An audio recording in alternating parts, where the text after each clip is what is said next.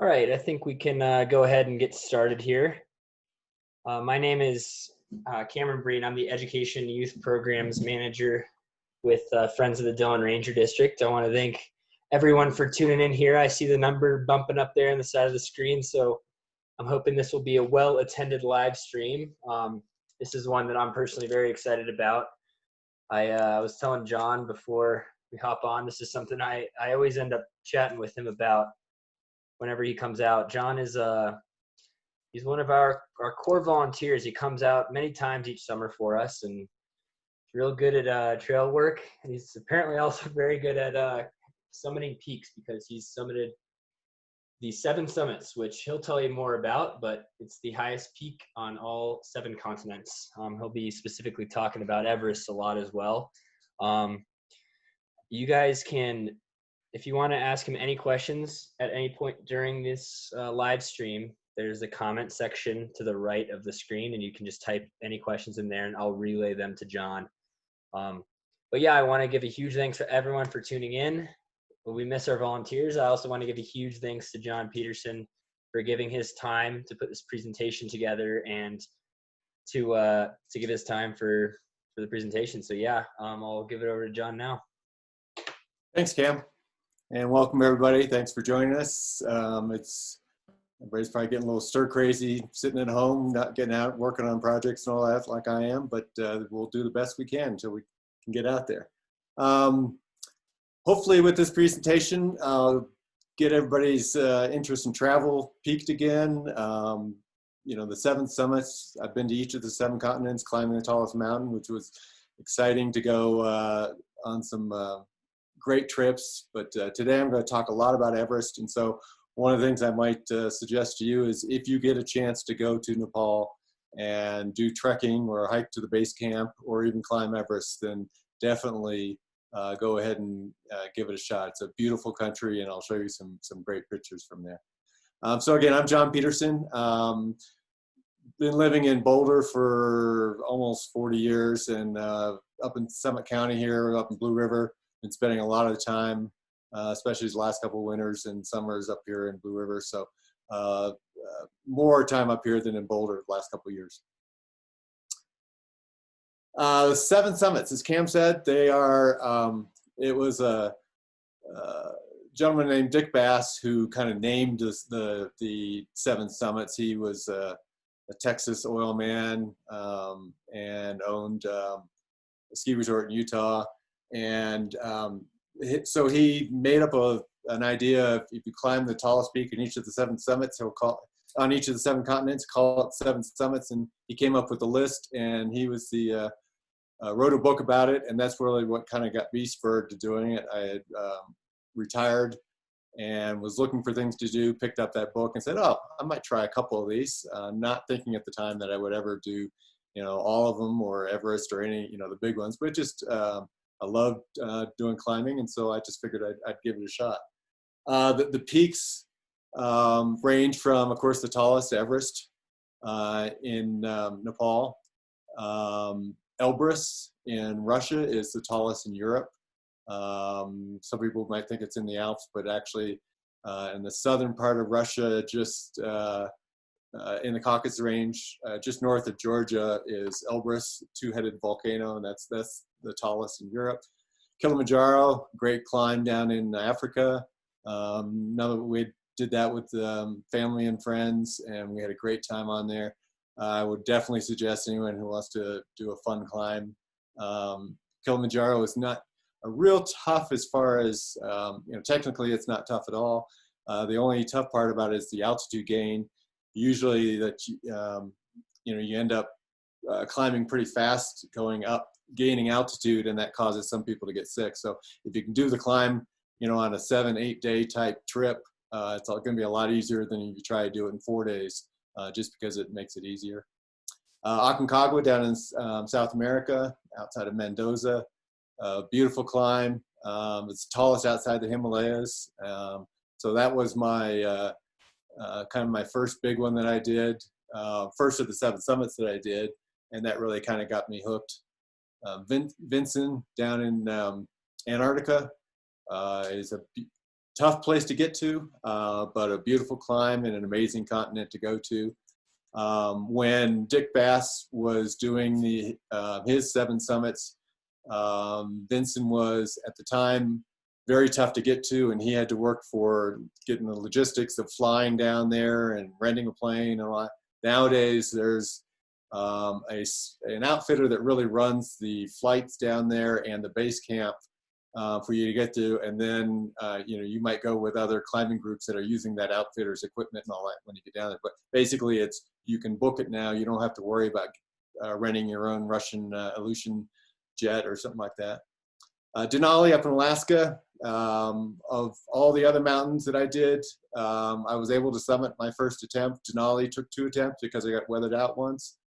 Denali is physically a real tough mountain because you're carrying all your supplies up there. It's about a 3-week climb, so you got your food, fuel, everything for the 3 weeks, and you're carrying it in your backpack and a sled. So you get off the plane on the glacier with 140 pounds and you start having to haul that up the mountain, and you're doing it all yourself. Physically, that was probably the hardest climb for me to do. Everest, a lot taller, a lot higher altitude, but you have a lot of help.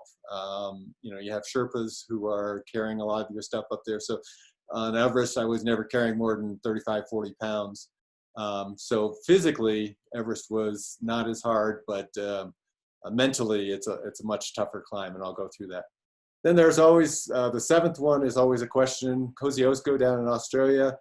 If you grew up in the United States, you learned what the 7 continents were, and you said Australia was a continent. If you grew up in Europe, you kind of learned that the Australian plate, which includes some of the islands in New Zealand and some of the other islands around there, are all a part of that 7th continent. So Dick Bass said Kosciuszko was the highest, which is just a ski area down there in Australia, whereas Messner, the second person who did the 7 summits, said that, well, it actually includes New Guinea or Indonesia area.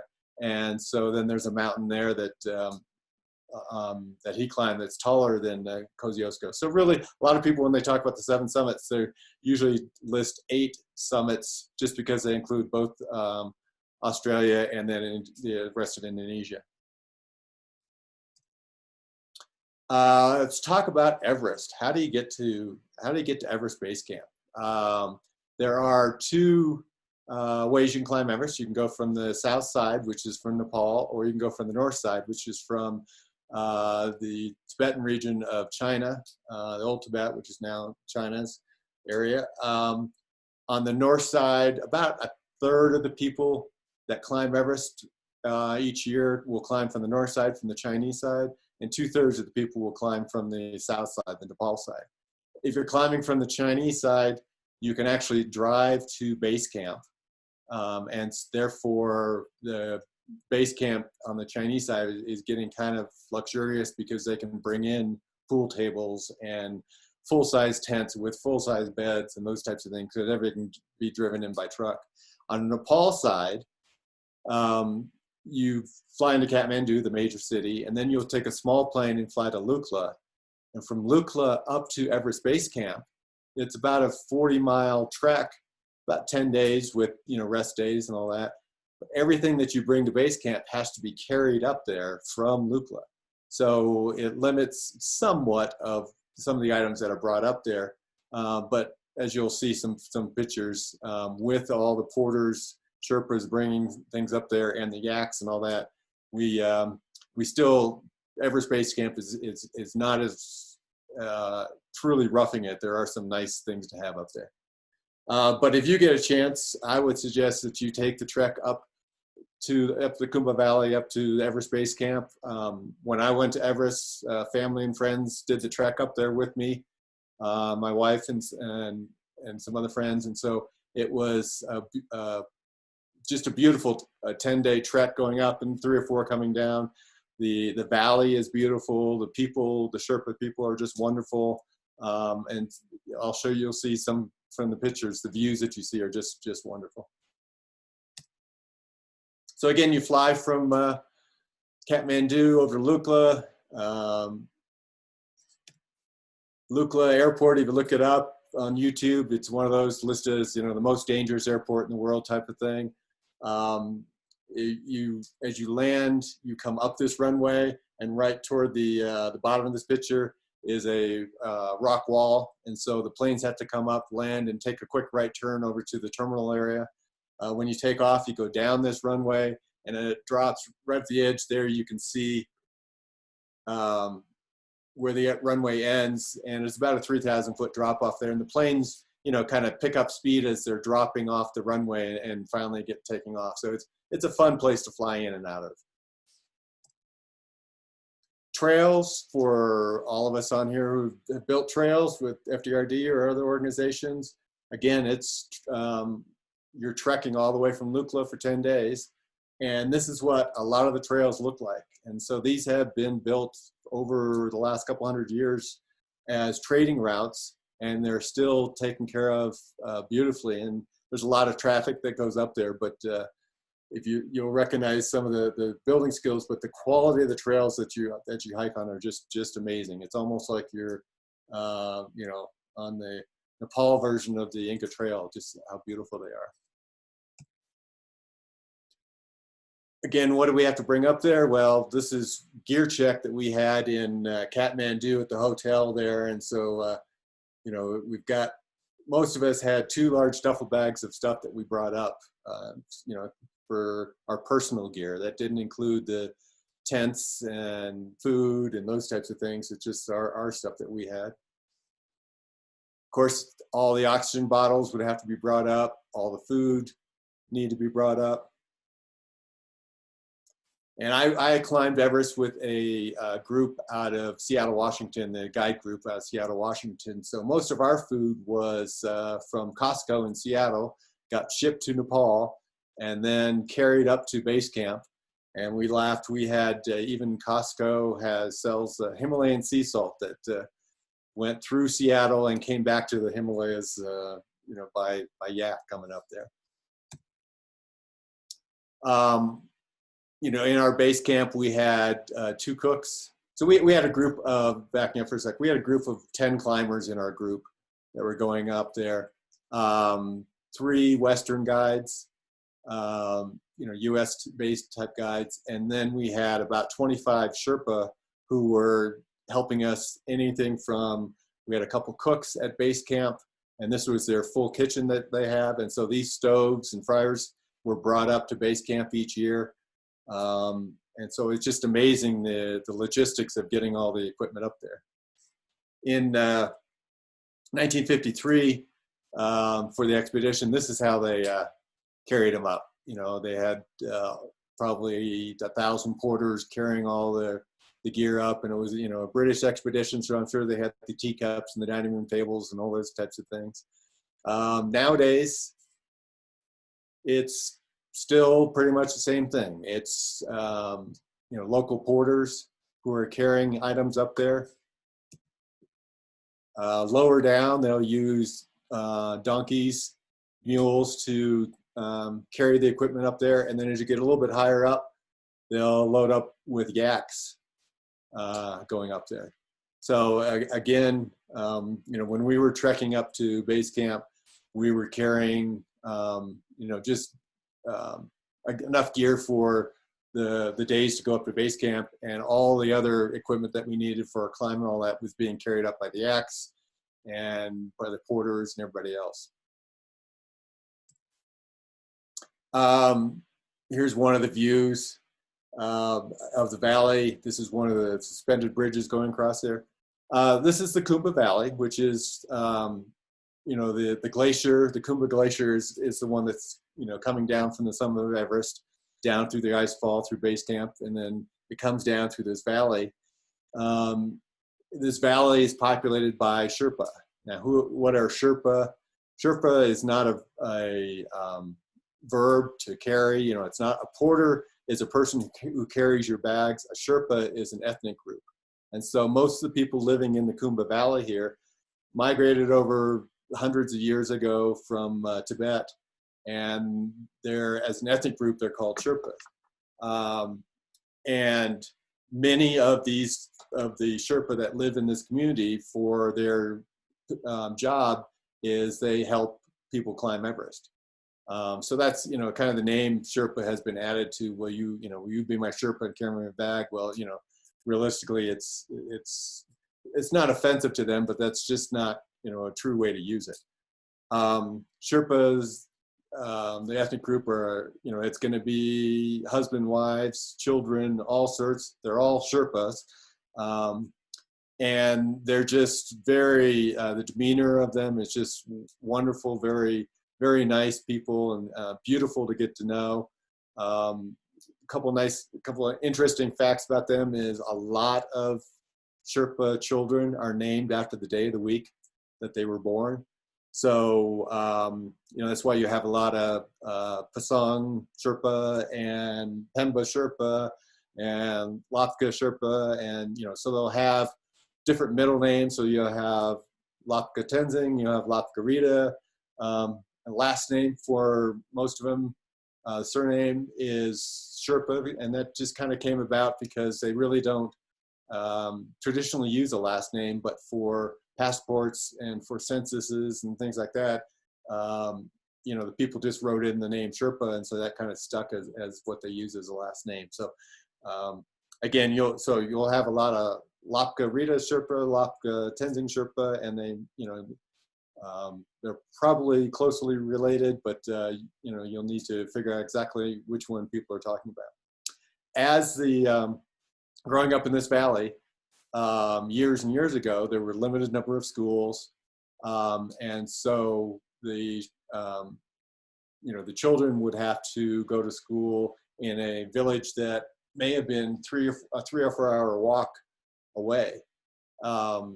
Luckily, with all the tourists that have come through to the area, some donations and money, and so like these suspended bridges have been installed, and so rather than having to climb from one village to the other, and they're going to climb all the way down the valley to the base to the river and then climb all the way back up, now they can go across these bridges. So the trip to a school that used to take 3 or 4 hours maybe only now takes an hour. And then additionally, a lot of new small schools have been built in the smaller villages. So, the kids can go to a school in a local village and not have to even go the 1 or 2 hour hike. So, the tourist dollars have brought in a lot of people into the area, but have had a lot of donations to help out the local groups with schools and other supplies and buildings and those types of things. Again, as you're hiking, this is kind of like a view from each corner you go around. It's just the Himalayas are there, and they're just beautiful, mountains in the background every day that you wake up. And so again, if you have a chance to go trekking in that area, definitely do. And then this is some of the views you'll see. About halfway up the valley, when you're trekking up there, is the large city of Namche Bazaar, which has been a trading post for people coming over from Tibet to Nepal and down to India for hundreds of years. This has now grown into a large stopping point. It's about halfway through on the trip, so there's quite a few tea houses, which are what we would call kind of a hostel type situation, where most of the time you'll stay in tea houses if you're trekking, which is going to be either bunk rooms or individual bedrooms, usually shared bath, sometimes a shower, sometimes a hot shower, and then usually a common room with a stove in it, which is going to be the only place that has heat in there. And that's where usually, they will serve, lunches and dinners if you're staying at their tea house. So again, you get to meet some of the locals and all that in these tea houses as you're staying with them. It's kind of like their extended house. But it's a little bit rough. It's not out in tent, but it's no heat in the bedrooms, and usually, limited showers that you might go on. Here's another view with some of the mountains a little further up the valley, and here's a baby yak that's going on. I will also say most of the photos that you see in my presentation, there's a few with a little asterisk down the bottom, which I grabbed off the internet for various reasons, but most of the other photos were either me or the lead guide that I had Ben Jones, is a wonderful photographer, and so I've used a lot of his pictures with his permission, but it was great because that meant I didn't have to carry a large camera, and I got to be in a lot of the photos. So again, thanks to Ben for some of these beautiful shots that he did. So Everest Base Camp, again, about a 10-day trek to get up there. It's at the base of the mountain. The Everest is coming up here to the right, cutting off. It's cut off at the top there. You can see the glacier coming up there. That's the Kumba ice fall that we'll talk about, where lots of crevasses going in there. Base camp itself, the high point is up here on the left-hand side, and all the way down here on the right-hand side is the lower part of it. Just to kind of give you an idea of distance there, that's about 45-minute to an hour hike to go from one end of base camp to the other. So it's quite extended out there, and you are sleeping on the glacier. A lot of it's covered with rock that's fallen off the mountain as it's come down there, but underneath that rock it is glacier, and your tent is moving as you're up there. And so we had to reset we were there. The entire trip that I went on was for about 2 months. So we were up at base camp there for about 6 weeks, and we had to switch our tents around every once in a while because it would, the glacier would start moving a little bit, and all of a sudden our feet would be a little bit higher than our heads, so we had to reset up our tents. This was for the group that I was with, that we had 10 climbers, which we had 10 climbers that started the climb up to base camp, and 4 of us made it up to the summit. The other ones left for various reasons, injury, or couldn't make, just weren't prepared to go up there. But for our group of 10, we then had 3 Western guides and about 25 Sherpa. And so this area out here were our personal tents, where we would sleep. We had a dining tent out there, a communications tent. We had the kitchen tent that you saw a picture of earlier with a couple cooks in there. So, not roughing it too bad for doing a climb like this. This was our shower that we got to use once a week. They'd fill the bucket with some warm water, and we take the shower there. So again, with the help of the Sherpas and porters and all that, a pretty comfortable base camp to be in. Here's a picture of the before anyone climbs the mountain.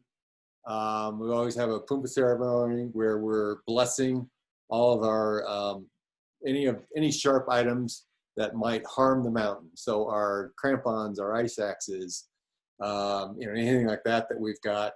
We have a ceremony that's they're saying Tibetan prayers and incense and those types of things, and then we end the ceremony with some brandy and beer and food, and that we're all blessed during the ceremony also. And then we start dancing and all that, and then after that ceremony, then it's okay to go ahead and start setting the lines up on the mountain and getting ready to climb. But until that, we have that ceremony. Just by tradition, it's not, the Sherpa don't like to climb the mountain until they've had that ceremony. Base camp life, kind of like a Colorado life. It'd be sunny in the morning, warm, and then in the afternoon we might get a storm come in, and the storm might drop 3 or 4 inches of snow, but then usually the next day it would go ahead and melt away, or after a day or 2. So,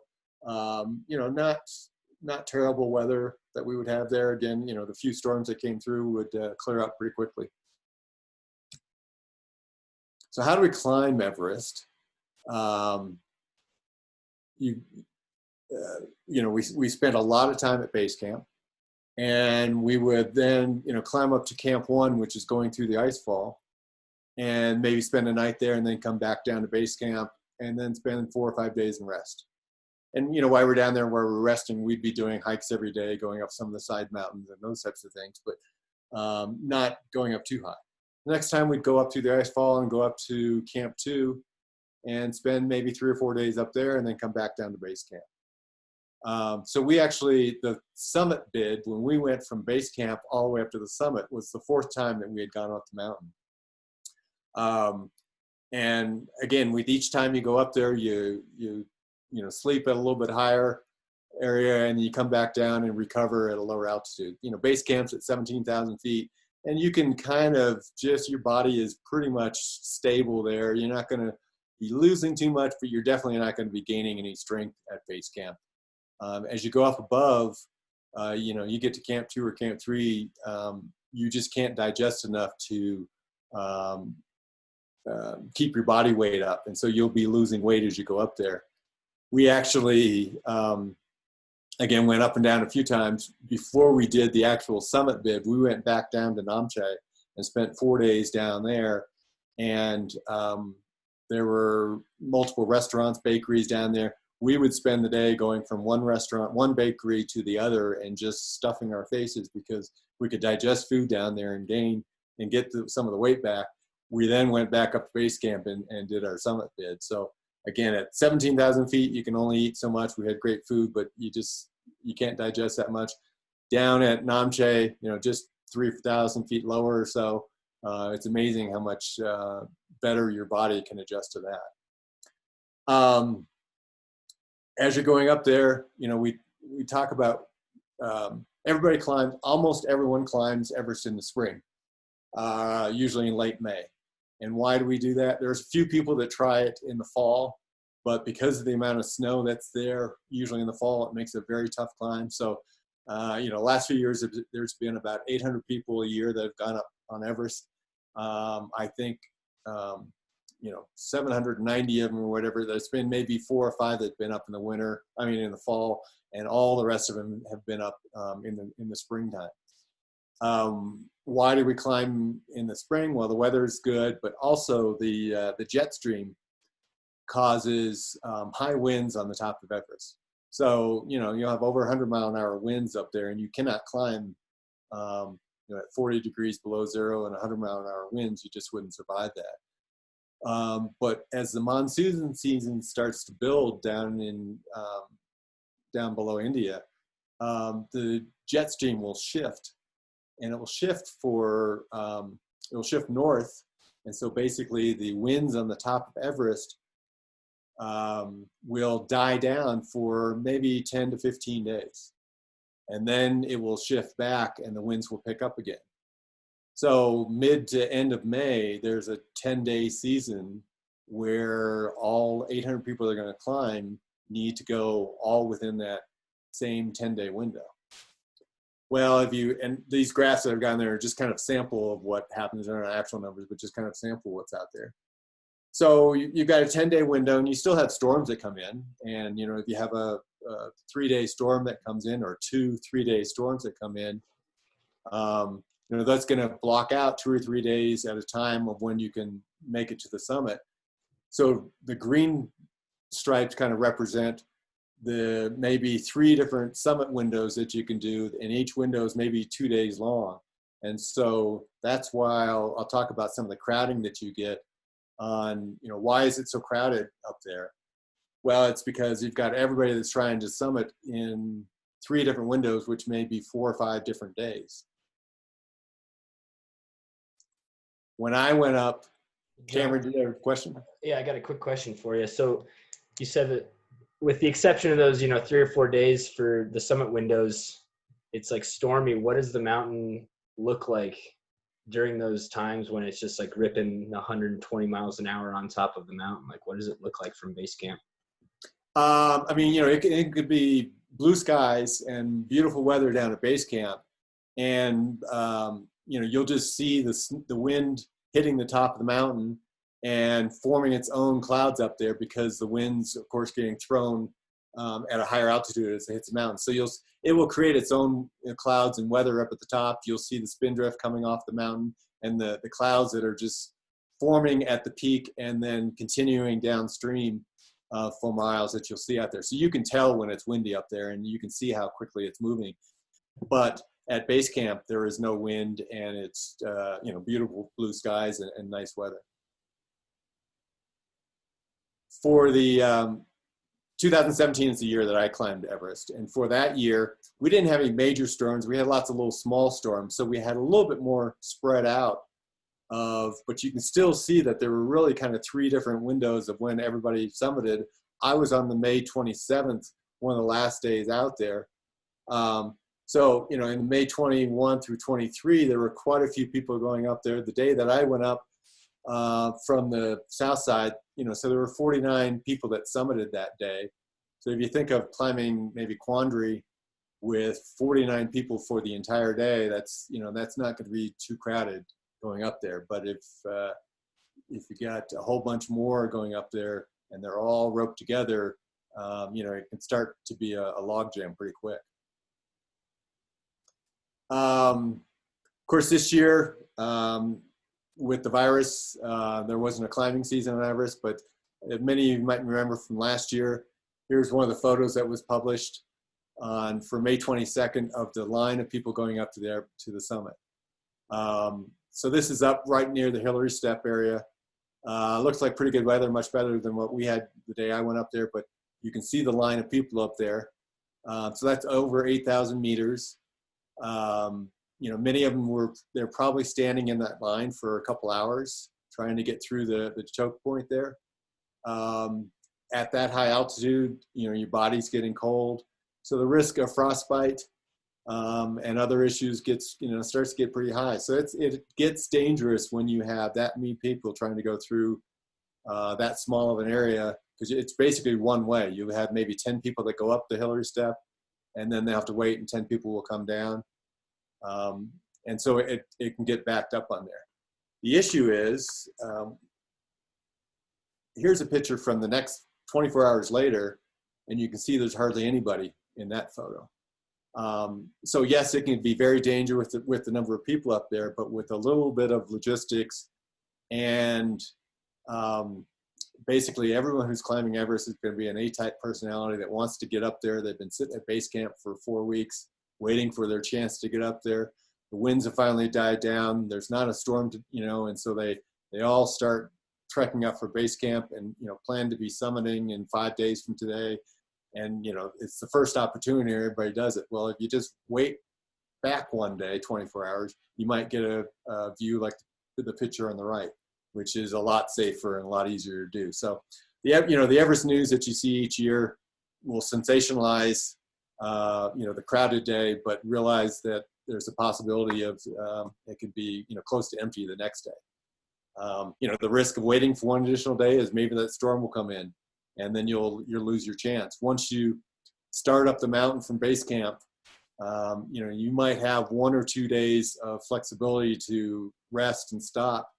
But other than that, you've picked out your summit day on the day that you left base camp.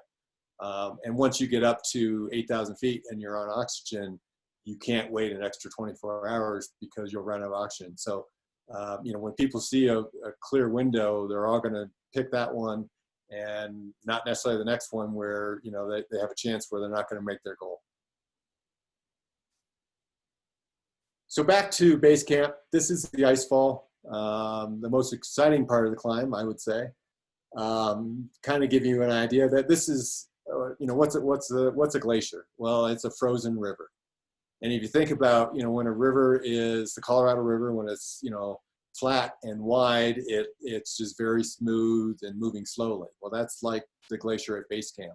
It's just, moving very slowly, and you don't notice it. But when it goes over a waterfall, a river can be, very violent and moving very quickly. Well, that's what this is. The glacier here it's a choke point, a thin area for that, and it's a very steep point. So this ice is moving very, very quickly. It's moving up to 3 feet a day. So the route through the ice fall can change, each time we went up through there, to go up to Camp 1 or 2, 3, or 4, whatever above there, we might go a different route. Just because as the ice shifts around, some of the crevasses will, open up further, or some of the seracs will fall, or ice will collapse, and the ladders will have to be moved. And so again, it's can take from 4 to 12 hours to climb through this ice fall. And again, it's a different route each time. There is for Mount Everest, they're what's called the icefall doctors. Their job is to set the route through the icefall each day.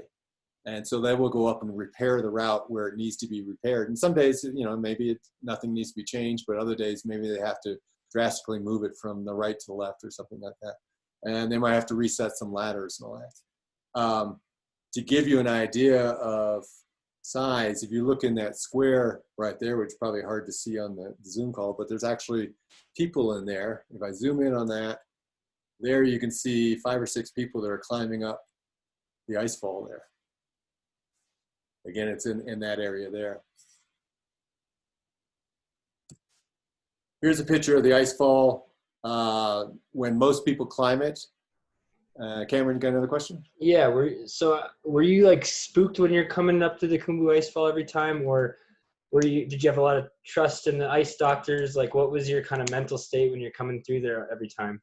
It got better each time. It was definitely, the first time through was kind of an amazing experience. I've got a few good pictures coming up here in a second of what's it like in the ice fall, but basically it's scary going across the ladders until you get used to it. By the last time that we went through there, after the summit, we were coming down, you get used to it, but you still respect it. You don't stop very much in the ice fall because you've got some large seracs above you and things that could collapse. And so the time that you spend in the ice fall, you keep moving just because the danger's there, but your heart rate goes down by the 3rd or 4th time that you're going through it. Picture that we've got here is, this is probably 3 or 4 o'clock in the morning. That's the time that most of us would make it through the ice fall because it's colder at night. The ice is moving less chance of something happening. So, by 2 or 3 in the afternoon, you may be coming down through the ice fall, but as far as, you're trying to, especially going up, you're trying to do it in the middle of the night just for safety. Fixed lines. Everest is a mountain that has fixed lines from base camp to the summit. So there are Sherpa, the ice doctors, and other Sherpas who installed the ice screws and all the other supports in the fixed line all the way to the summit. You're clipped into that fixed line the whole way that you're climbing, the whole time that you're climbing. So I did not do Everest unassisted or without oxygen or first of anything, those types of things. I was definitely using all the assistance that I could with the help from the Sherpas and the fixed lines and those types of things. But people say that they didn't climb unassisted. Everest is a tough one to do unassisted because you're not going to carry your own ladders up to base camp and set up your own ladders. You're probably going to use the ones that were there. You're probably going to clip into the fixed lines that other people will put in there. So, by true definition, it's hard to do as an unassisted, but some people will do with a lot less assistance than what I did. Here's a good picture of in the middle of the ice fall. You can see that we're just hiking across, that area. 2 weeks later, that piece that we're hiking on right there may have disappeared and collapsed down into that area. Again, as we were climbing through an area like that, I happened to, on one of my ways up there, my crampons caught my gaiter, and I tripped and fell forward and fell into the crevasse. I was, of course, on the fixed line, so I fell down about 10 feet and stopped and then had to climb back out. But that was enough to get my eyes kind of wide open. But again, you're on a fixed line, so it's fairly safe going up there. Ladders. Here's one of the ladders going there. It's hard to learn how to hike across the ladders anyplace else. I did a climb in Tibet, Choyu, which we had some technical climbing of, which prepared me for Everest somewhat, but really at base camp on Everest was the first time that I really did a lot of work with hiking on ladders with crampons on, and so that was a good learning experience. But again, these are aluminum ladders, 8-foot aluminum ladders that are just roped together, hung across the crevasse that could drop 150 feet down below you. And you're just holding on to a couple ropes going across. So again, your heart gets going a little bit. This picture is a little, has a little funny story behind it. That's Everest in the background there. And this was on one of the times we were coming down. I was with our lead guide and one of the other climbers, and we were kind of ahead of some of the other climbers, so we had some time. So our lead guide, who's the photographer, roped himself in and climbed down to in this crevasse so he could get this picture. And he had me walk across and, you know, to get Everest in the background, and the snow that you kind of see flying through there is coming off my boots as I come across there. I had to go across this ladder 2 or 3 times, and he had to take, I don't know how many photos to actually get this one to come out. But so it was a little bit of a stage shot, but it's a beautiful shot that he did. Again, the ladders are just ice screw at the top with some rope that are holding it there, and the bottom's just kind of hanging loose, and you climb up there, and so kind of rickety. They're slower kind of going up, especially with some of the, you know, the first time you go through there, it takes you quite a while to learn how to climb the ladders. Afterwards, you know, the last time you go through, you're getting quicker. But to help with the speed of people going up and down, they usually set up a rappel line next to the ladders so the down group can rappel down and the up group can climb up the ladders. This was the largest ladder that we had. I think it's 5 sections, and as you get about halfway up that section and you're walking, you just know you know, the whole ladder is just kind of swinging back and forth about a foot up and down. And so again, you're moving up there, not moving too quick that you're bouncing too much, but not hanging around too long on the ladder.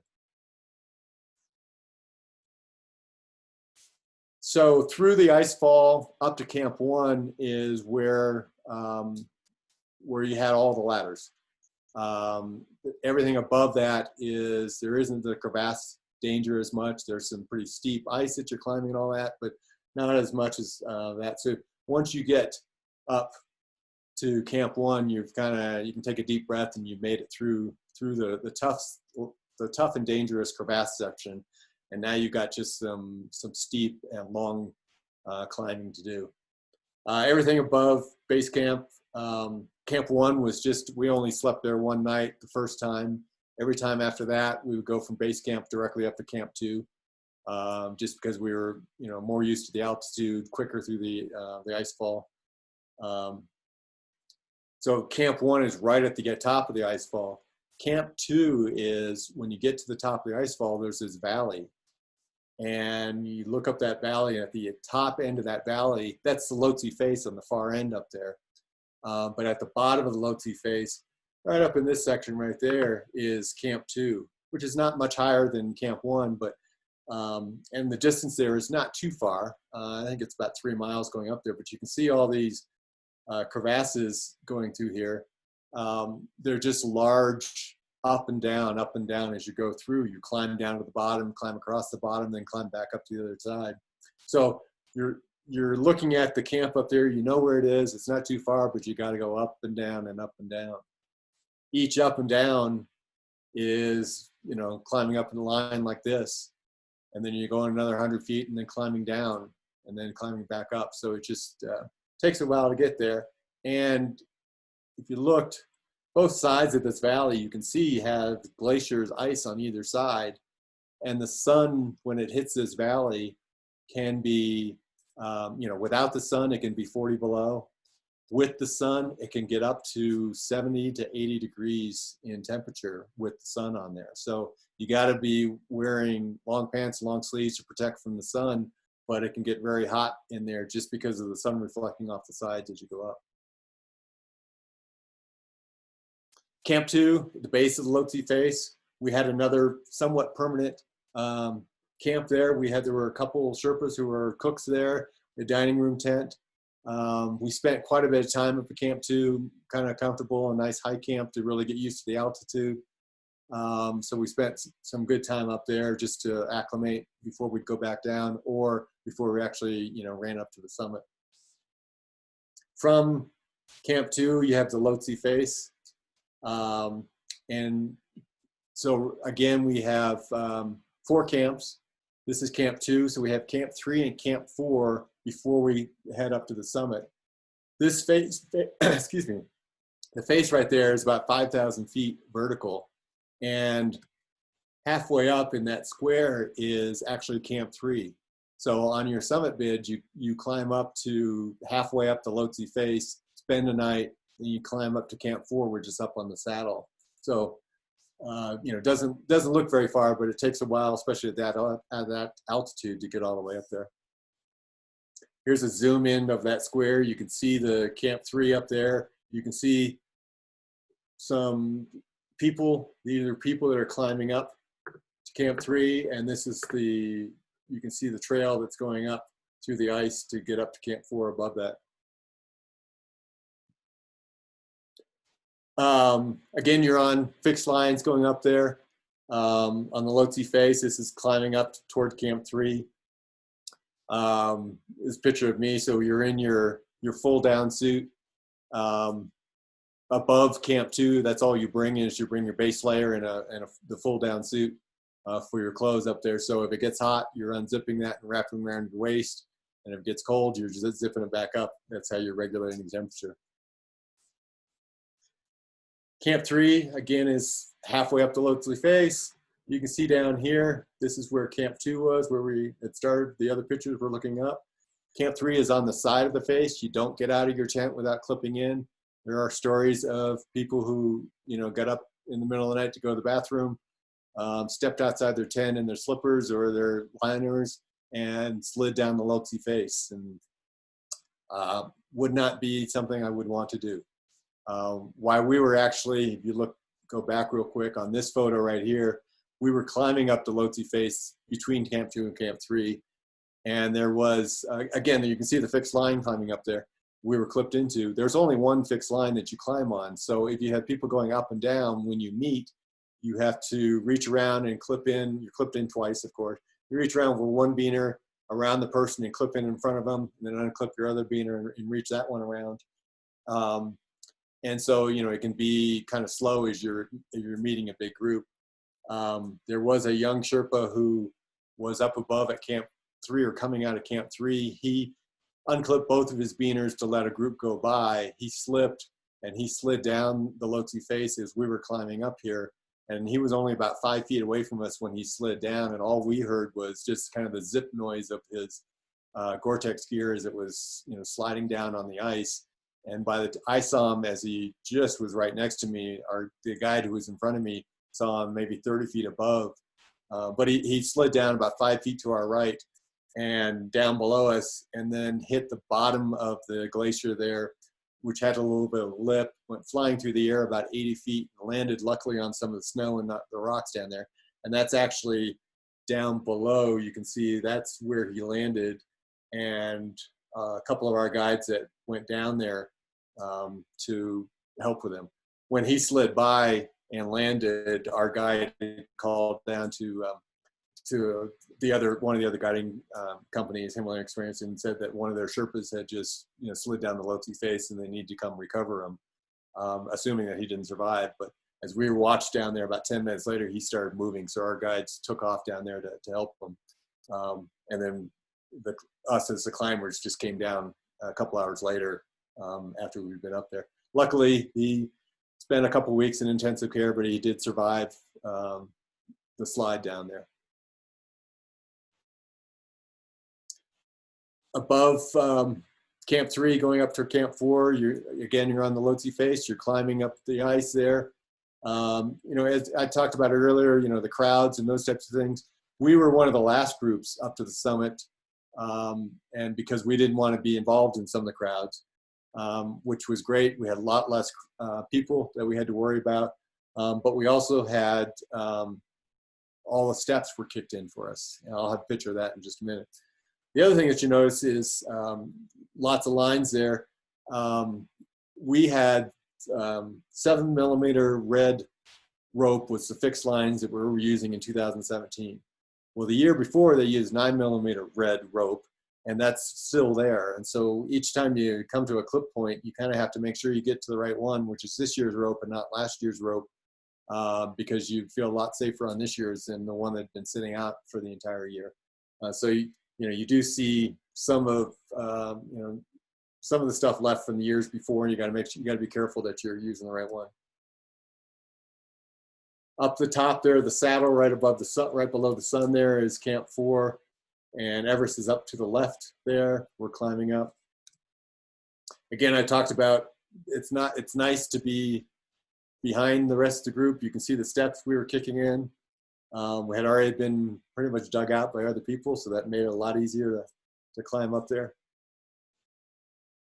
Here we're up close to Camp 4, up in the saddle. When we were above Camp 2 is when we put on oxygen. So anytime we were above Camp 2, we were doing it. The Sherpas and guides that were with us were also, anytime they were with us above Camp 2, they were wearing oxygen. When some of the Sherpas went before us and carried gear up to Camp 4, they wouldn't use oxygen every single time, or they'd use it very sparingly, just because their bodies are so used to climbing up there. One of our Sherpas actually holds the record as far as the number of summits. He's been up there 23 times, and so he's really used to the altitude. But whenever they were climbing with us, they were always on oxygen, because at that point their job was to assist us, and they had to be at 100%. Again, some more pictures are coming into Camp 4. That's our group that's coming up there. Camp 4, kind of a barren place up there. One of the questions people have is, what about trash up on Everest? It's not as clean as Rocky Mountain National Park or a lot of the places in the US. But it's not a huge piles of trash that some people talk about. I did not see any spare oxygen bottles on the mountain. They were all carried down because the value is just too high of those. There was, you can see in the front part of this picture, there is some trash there. A couple days before we got there, a huge windstorm came through, and the people that were camped up there, their tents just got ripped, and for them to survive, they had to just abandon their camp and go down. And so that happens at Camp 4, where stuff gets abandoned because of storms that come in and they don't have time to pick it up. So that, we talk about trash. There is some abandoned trash left up on some of the higher peaks, on the higher camps, because of just survival. And it's hard you can't just run up there and go grab the trash. So, it's slowly picked up, but most of the route you won't see trash, but at some of the camps you will see some leftover stuff. There's a picture of going up from Camp 4. Again, it's about a 3,000 foot climb from there up to the summit. Usually we left about 9 o'clock at night. You do that so that you climb during the night, get up to the summit, shortly after sunrise, and you have a full day of sun to make it down, or daylight to make it down in case you have any problems. So you can see some of the headlamps going up there.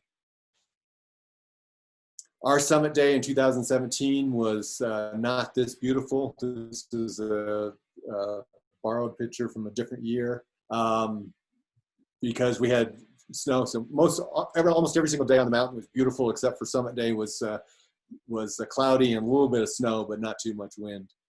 But as you're getting up to this point, this is just below the Hillary Step. To the right there is the north side, looking down towards Tibet and China, about 8 to 10,000 foot drop. To the left side is looking down to Nepal, about 8,000 foot drop, and you're going across there.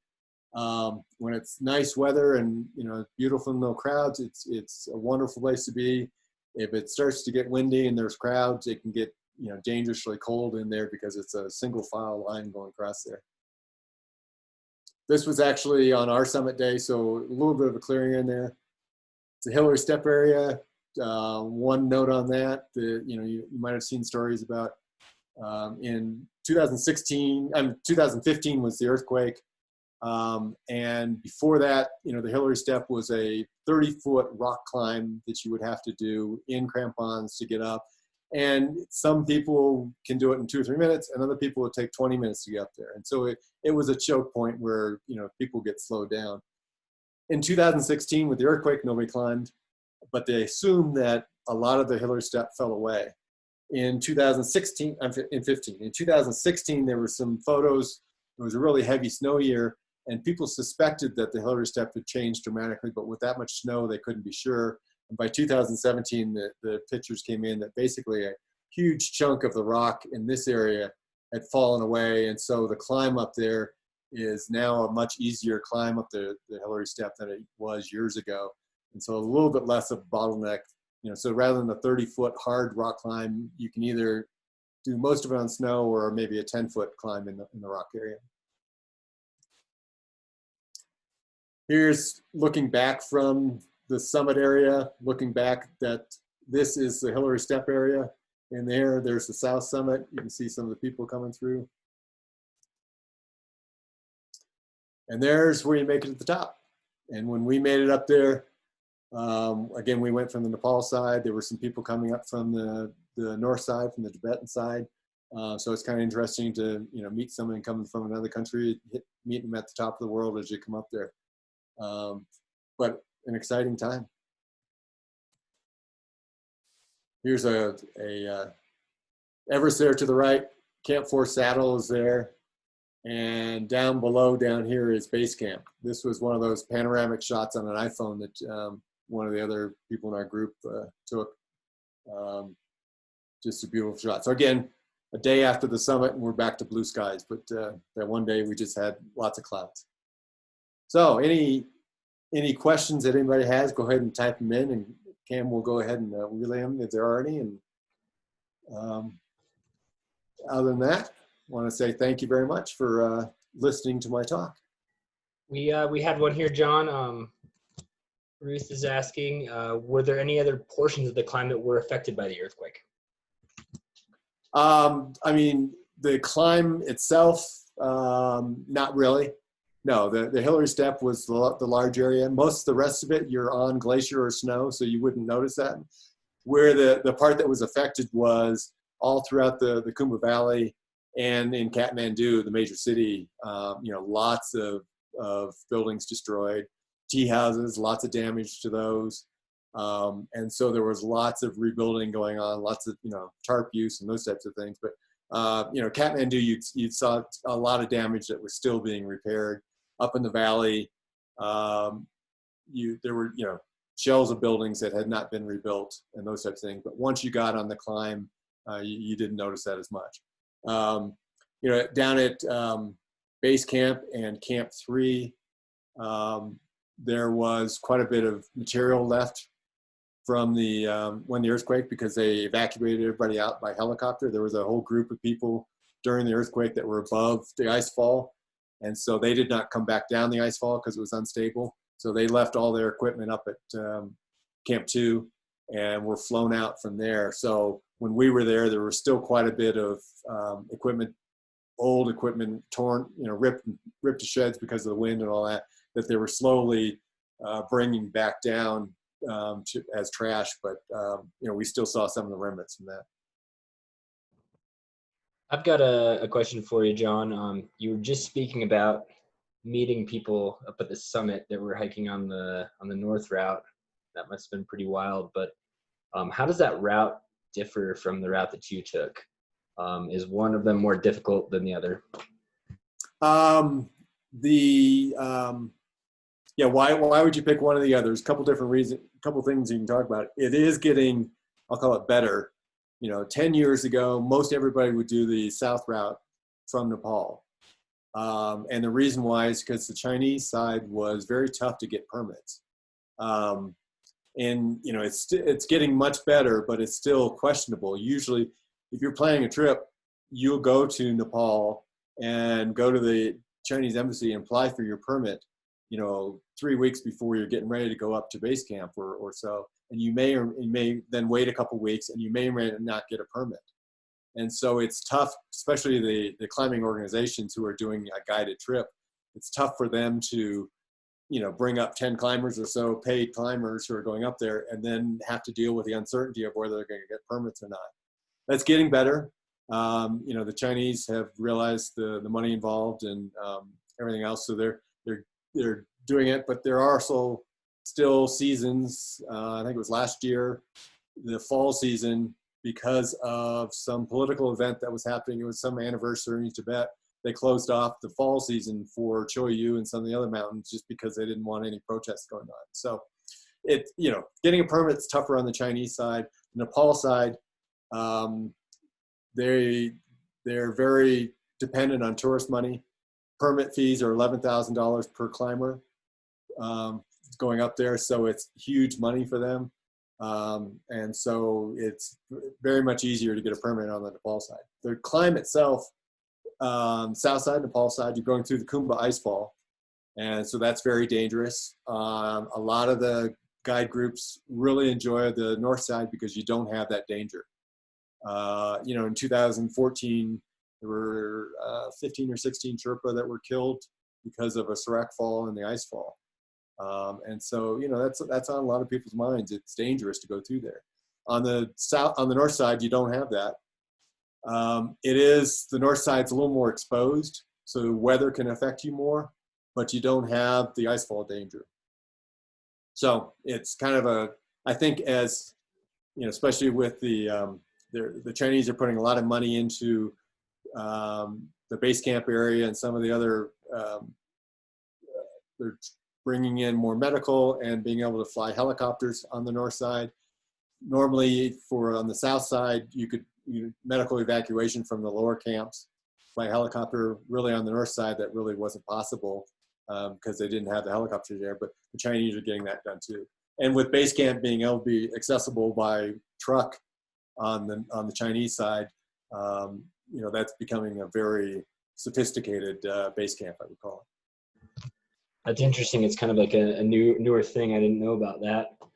Yeah, I mean, currently, it's 2/3 or more of the people are coming from the south side, and 1/3 is coming from the north side. But it is definitely shifting. That I would assume in a few years it's going to be kind of a 50-50. Very cool. We've got a question from our good friend and my old coworker, Devin Arbogast. Hey, Devin. She is wondering, how did the group decide on the day to summit? When do they finally consider it to be go time for the final ascent? So we had to decide, basically about 4 days before the summit, saying we're going to go. There are basically 4 different weather forecasters who are providing detailed forecasts for the summit of Everest. And one's in Seattle, and they're all throughout the world, but everybody subscribes to one or two of those forecasters and kind of follows what they say. You get your local forecast in, or our guides did, and they'd go to the next group over and talk with their forecast and decide what's it look like and things like that. Some of the groups would kind of decide, okay, when are you going? When am I going? Just to reduce some of the crowds. But there are some larger guide groups who are guiding 60 to 80 people up the mountain, and you're not some of the European and the US based ones would kind of work together to spread people out, but some of the other ones would not work with you on spreading that out. So you kind of had to spy on them to figure out when they're going or see when they're going and avoid them. Again, there were 2 or 3 windows that we had the opportunity to climb. Our group was definitely didn't want to climb in that first window just because too many people were going. And we saw that third window, and we figured that was going to be the best one for us, and that's when we went up. And there were on the north side, I was there the 27th of May, and there were 8 people that came up on the 28th from the south side, and nobody came up from the north side. And so the day after we were there, basically the season was almost over. So after we summited, there were only 8 people that came up after us to the summit, and then the season was over. So we had a risk of possibly getting shut out because we waited too long, but we also had a lot easier time because we didn't have the crowds to deal with. I've got one more question for you, and then I think we can wrap it up. I'm just wondering how you, before leaving for the Himalayas, how did you physically prepare for this? And I built trails. Of course. And then also, like, how did the physical preparation for this one differ from the other 6 summits? Realistically, yeah. To how did I train? I was I was working on trails. It was a lot of what I did, and hiking. I did Quandary quite a few times, summer and winter, going up there. And Quandary's a great training mountain just because you can go up on a Wednesday in the middle of winter, and there'll be 6 other people climbing it, and you can talk to them, and they're all training for something, or you'll see them every Wednesday going up there, whatever. It's just it's a great group up there. But yeah, no, I was just living up here at 10,000 feet definitely helped. Being outside a lot, and I'm not a runner. I didn't do a bunch of weightlifting, those types of things, but I would hike with weight in my packs. For Denali, I did a lot of training since we're doing the sled. I put 120 pounds of sand in my sled and would hike up Pennsylvania Gulch behind us here, or some of the other trails around with the sled and the sand, and just to get used to hauling that weight around. Well, I think that's all the questions that we had. Yep, that's all of them. I want to give everyone who tuned in a big thanks for giving us an hour of their time this evening, and I think it was a pretty cool hour. I was locked in that entire time, John. It's fascinating stuff. It's something I find very, very interesting. So I want to give a huge thanks to you, John. As I said, he's one of our core volunteers who comes out many times over the course of the summer. He's put a lot of effort into building the trails around our county. So it's cool to have him be able to share this with the rest of our community. And we hope to see you, John, out there soon enough on some projects, as well as the rest of our FDRD community. As I say it every time for these webinars, you guys are the backbone of our organization. We miss you guys, so we'll be out there soon with you. But for now, we'll sign off, and our next webinar is next Tuesday. It's Brad Peel. He's one of our board members in environmental, he works in environmental something or other. Sorry, I'm forgetting right now, but he's putting on a climate change webinar. So that'll be next Tuesday at 5 p.m. and I'll post it to Facebook just like I've done with all the others. All right, we'll go off live now. Thanks everyone for tuning in. Thank you, John. Take care, guys. Have a good night. All right, we are off. Thank you so much, John. That was awesome, man. So cool. I really appreciate you putting the time into that. And as I was saying, this is something real interesting to me. So it's pretty great, man. Thank you so much for all you do for our organization. You bet. Hopefully see you soon. I've got a good feeling we'll see you out there soon enough. Yep.